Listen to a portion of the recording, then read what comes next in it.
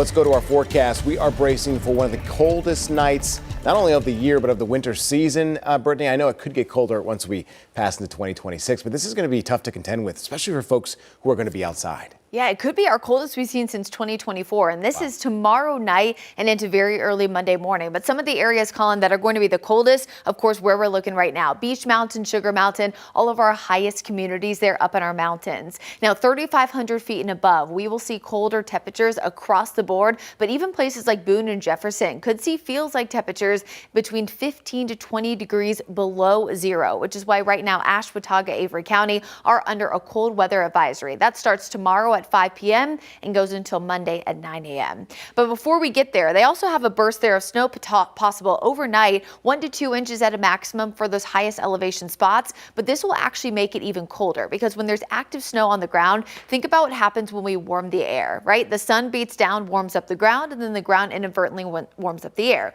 Well, if there's snow on the ground, that snow actually radiates back into the atmosphere and makes it feel even colder, which is why in those winter months in areas that typically see a lot of snow, like the upper Midwest and New England states, why it just continuously feels colder and colder, even when the sunshine is shining in the afternoon after a big snowstorm. It's because that snow essentially is pushing cold air back into the atmosphere. On top of all of that, tomorrow's also going to be windy, which is one of the reasons why the wind chills are going to be so bitterly cold. Tomorrow afternoon, as early as 3-4 o'clock in the mountains, we could see wind chills below zero. You can see how aggressive they are too. 15 degrees tomorrow by 5 o'clock, but wind chills already close to 5 below in those mountain communities. Now, a wider view here of the Deep South showing no snow, of course, potential here in Charlotte, but we're also going to be bitterly cold. In fact, tomorrow we will hit our high temperature at midnight around 50 degrees and then steadily drop throughout the day. Look at this hour by hour forecast. There is a brief chance of a shower across the Charlotte area early tomorrow morning, but again, that's going to be the exception, not the rule. You can see that 20% I added. But notice 46 at 7,